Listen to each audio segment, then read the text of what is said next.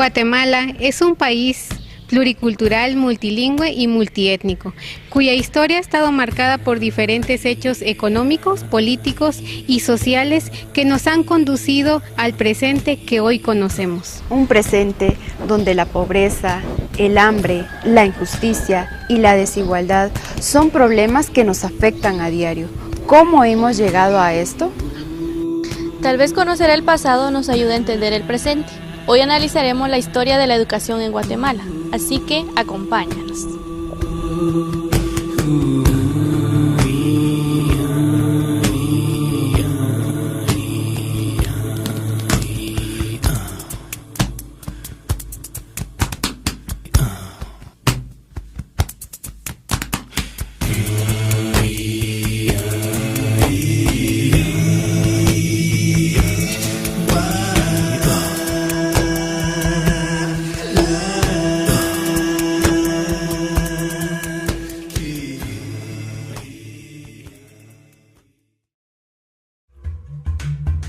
Para realizar un análisis profundo de la educación en Guatemala, iniciaremos hablando de la educación de los antiguos pueblos mayas.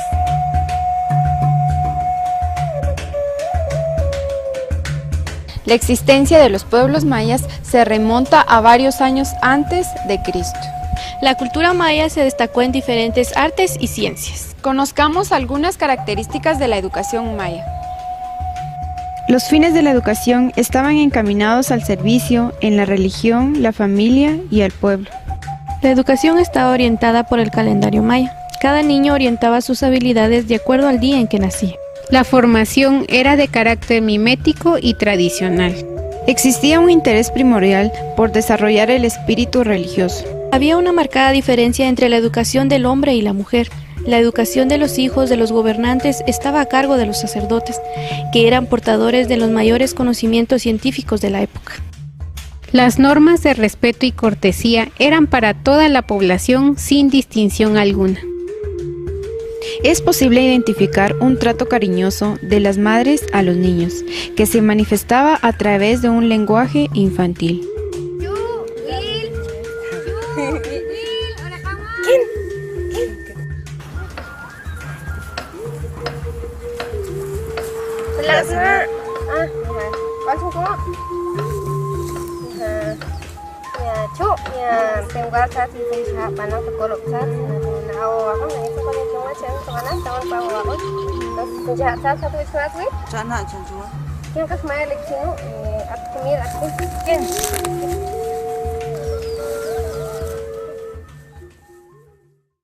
Aunque la educación maya era sistemática, tenía muchas fortalezas que determinaron el desarrollo de los pueblos. En la actualidad, muchos pueblos todavía conservan los principios heredados de los abuelos y abuelas, tratando de hacer viva su cultura en una época donde la globalización amenaza su existencia.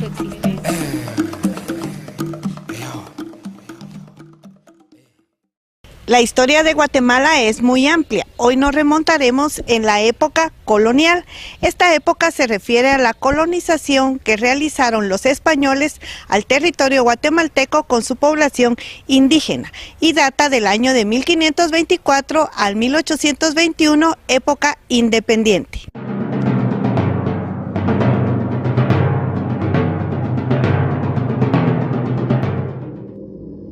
Pobre indio, pobre raza vencida, hasta de Jesús no le enseñaron más que la cruz y la corona de espinas. Nunca le dijeron que era hermano del hombre que habla castellano, y a golpes como de las minas extrajeron de su cuerpo el oro. Por eso no tiene más amigos que el asno, el perro y el toro. Anda. La crueldad y el fanatismo religioso. Los colonizadores despojaron a los indígenas de su tierra y los tomaron como esclavos. Estos los vendían o los prestaban.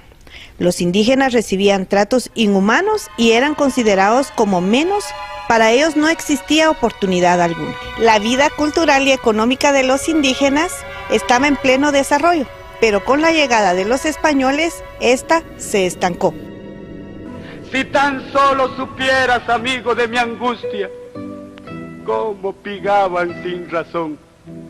Indio, capizayo al suelo. Indio, calzoncillo al suelo. Indio boca abajo. Cuenta los azotes. 1, 3, 5, 7, 25, 75.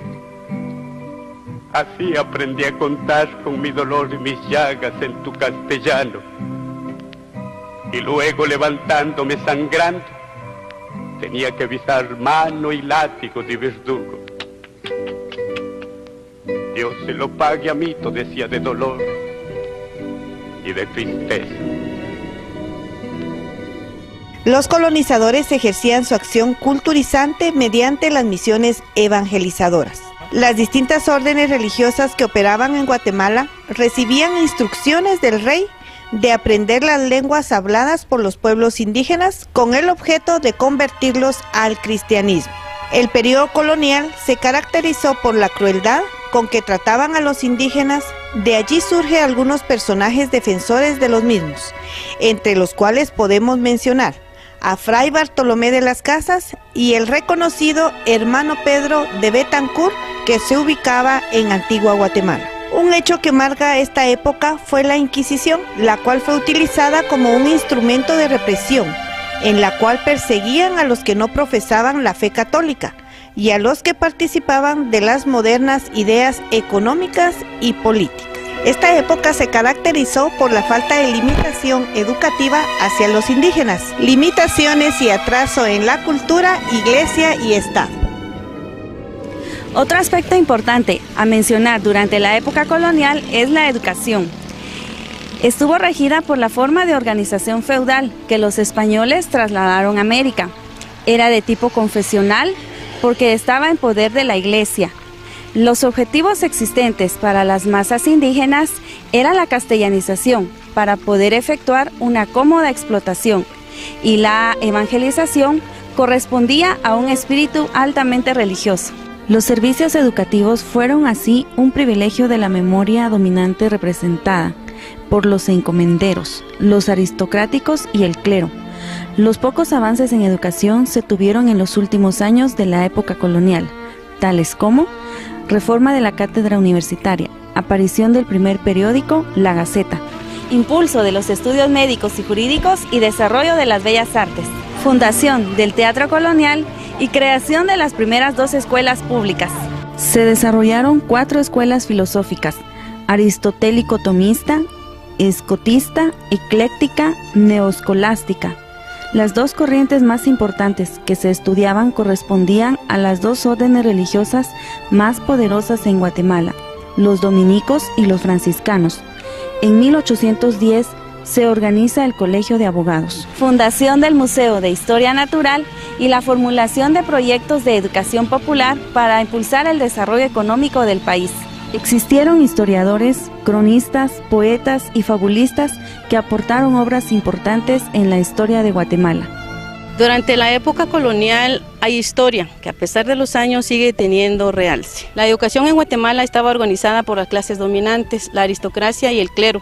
Los indígenas representaban para los colonizadores un medio de enriquecimiento y explotación. Es por ello que la educación para los indígenas era en los conventos y solo hablaban de religión.